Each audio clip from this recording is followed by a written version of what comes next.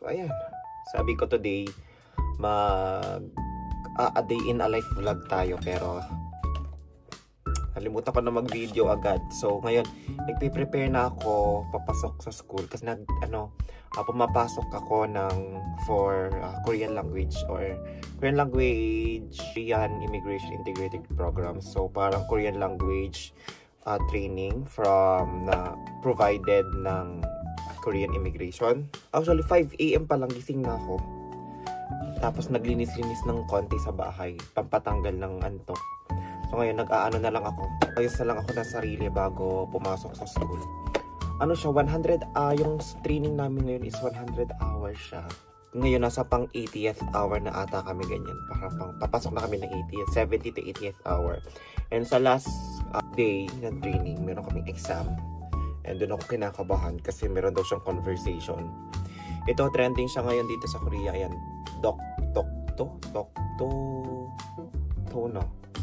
from Round Lab. So, sobrang trending siya ngayon. Parang nagpapahid ka lang ng tubig sa mukha mo. So, ayan. Ito ang problema ko kapag mahaba na yung buko. Hindi ko siya alam kung paano ko siya ayusin. Pero, malinis ang kuko ko ngayon. Sino mag-aakalang nagtatrabaho yan sa factory. Diba? Linis-linis. Salamat Ate Sara sa paglilinis. So, yun, magsasapatos na ako tapos punta na tayo na school. Bye! 돌아서는 너를 보면 난 아무 말도 할 수 없었고 슬퍼하기엔 짧았던 나의 해는 처음으로 갔네 지나치는 모진 기억이 바람 따라 흩어질 때면 So, andito na tayo sa Konkok University. Ay, ang ganda ng outfit natin today. Thrift store lang to lahat. And ito lang yung branded sa damit ko. Sobrang, kami lagi yung pinakaunang dumarating dito sa school. Kasi, ayaw naming nalilate as soon as possible.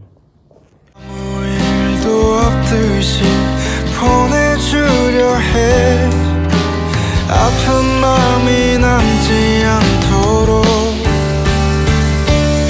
안녕 멀어지는 나의 하루야 빛나지 못한 나의 별들아 머리여기 머리 밟고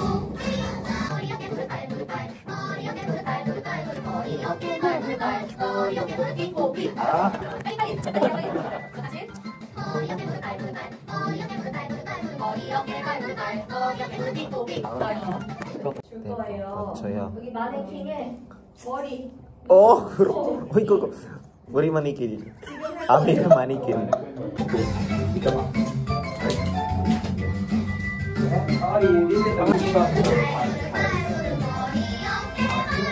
오세요. 빨리 오세요.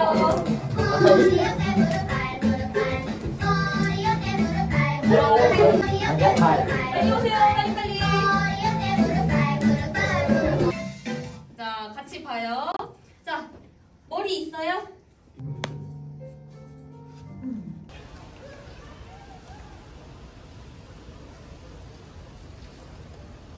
자, 지금 여기 쓰세요.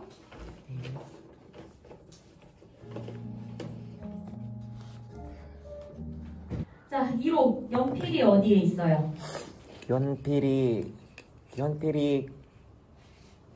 컵 앞에 있어요. 좋아요. 침대 옆에 문이 있어요. 문. 침대 옆에 문이 있어요. 침대 옆에 문 있어요. 침대 옆에 문이 있어요. 옆에 문? Anong gusto mong pintuan? Yung smart, yung pinto na. Yung may ganon. 자, 침대 위에 그 야시르가 있어요. 야시르가 자요. Nasa si Yashi? 야시르가 자요. Si Yashi? 자요? 침대 위에 야시르가 있어요. 야시르가 자요. tapos 자, 여러분 체크.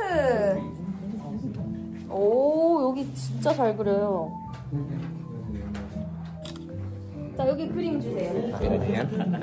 Ito na, pinagmamalaki ni ni Picasso. Matakakait si Picasso, matatakot. Tapos na. Pare, vlogger. Wala ng dahon. So, ayan. Ang mga business-minded, after school, kumuha ng paninda.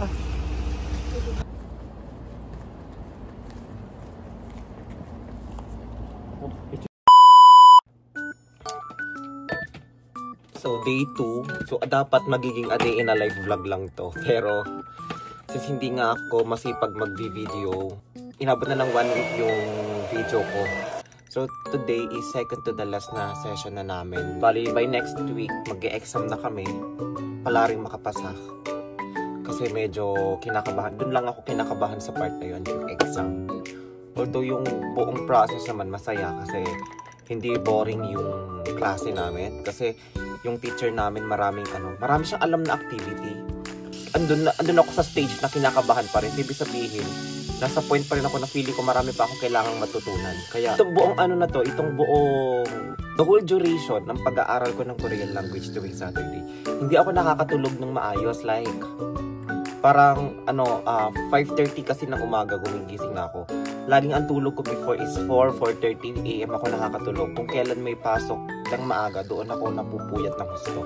And for the first time, hindi ako ngayon puyat. At parang 11 PM tulog na ako. Tapos hindi pa tumutunog yung alarm ko. Nagising na ako kasi busog na agad ako sa tulog. And ito yung ginagamit ko ngayon. Hindi ko alam kung nakikita nyo. Ayan. Nabili lang to ng katrabaho ko sa Kupang, tapos binigay niya sa akin. Pampatulog siya, kaka-boost siya ng melatonin. So, ayun, maganda yung tulog ko. Kaso, ang side effect lang kasi talaga nito, natry ko na rin to before, noong nagdaang mga araw na kahit pag may pasok ako sa company, hindi ako nakakatulog. Ang side effect lang nito, para kang pagkagising mo, para kang nilalagnat. Parang init-init ng katawan mo lagi. Yun lang yung side effect nito. Pero, hindi ka man lagnat, yun lang talaga. Parang kang may sakit after. Pero, mas gusto ko yung may tulog kaysa papasok ako sa school ng walang tulog kasi feeling ko wala akong matututunan.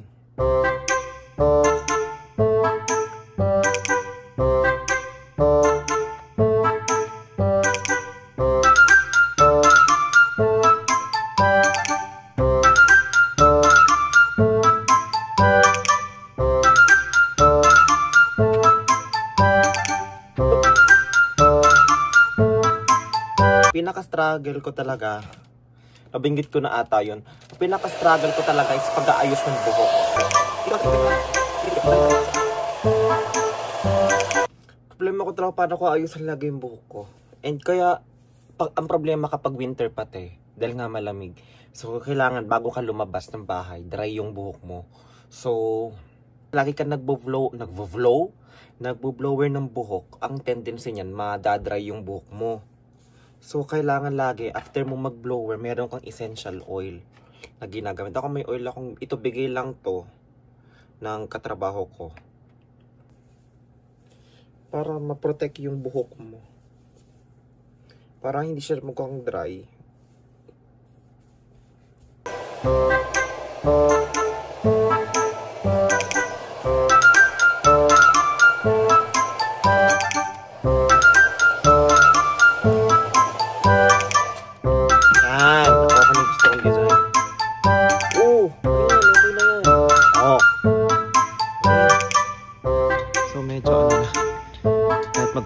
Pero naka-heat-tech na ako ng pantalon lang naka-heat-tech sa akin.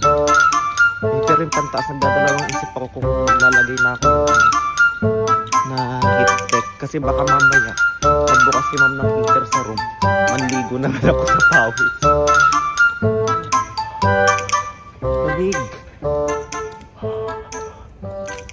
Lamig na guys. 너의 밤은 부서지기 쉽고 가끔은 밤새 가라앉게 돼 그걸 보는 내 마음 Ito sa'yo. 너를 따라 헤매여요 나를 찾지 않아도 돼. So ngayon, andito kami sa cafeteria, magla-lunch na kami. Nag-decide kami na dito na lang sa school cafeteria mag-lunch kasi malamig sa labas. Ayaw namin maglakad.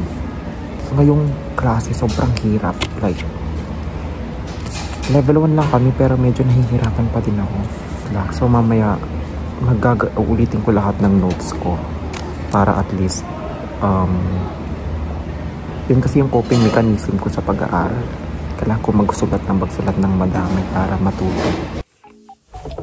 So, ayan, nakauwi na tayo and hindi na ako nakapag-video masyado kasi medyo seryoso na kami sa pag-aaral ngayon kasi halos nagsabay-sabay yung part na mahihirap and kailangan talaga mag-focus. So, ayun, by next week mag-e-exam na kami. And hindi ko alam kung makakapag-vlog na ako nun. Makakapag-vlog pa ako nun. Wait, parang labo ng camera ko. Wait lang. So, ayan. And, yun na nga. Ang daming nadagdag. Yung test namin next week, included niya ang nakapaloob doon is reading and then the rest is speaking na siya. Speaking. So, yung speaking is parang ang kausap namin, may part doon ang kausap lang namin is yung sansang name. At the same time, with classmates na meron din situations na ibibigay. So, bahala kayo kung paano kayo makikipag-iyagi sa classmates mo. So, ayun. Kung ano yung mga napag-aralan nyo, yun yung iiyagi nyo. So, yun, i-check yung tamang pronunciation, tamang grammar. Yan. So, kailangan mag-focus tayo ngayon sa pronunciation, tamang conjugation, at saka tamang grammar. So, doon tayo magpo-focus. Medyo lahat yung weakness ko. Hopefully, sipagin talaga ako mag-aral kasi minsan napakatamad ko lang na pag may hawak na ako cellphone. So, ayun. Kailangan ko talaga mag-aral. So, hindi na ako nakapag-video guys. Sorry talaga. And promise ko talaga mag-upload ako this Saturday ng video. So, yung pipiliti. Kaya, ayun. Minadali ko na talagang mag-edit ng video na to. Para, ayun. Habang nagla-live ako ngayon sa TikTok, nag-i-edit na ako and ma-upload ko na to. And para sa mga aspiring na mag-keep, go lang guys. Kaso, hindi na siya free. Next year, may bayad na siya. So, since may bayad na siya, mas pag-igihan niya yung pag-aaral pag gusto niya mag-keep. So, yun lang. Bye! Thank you for watching.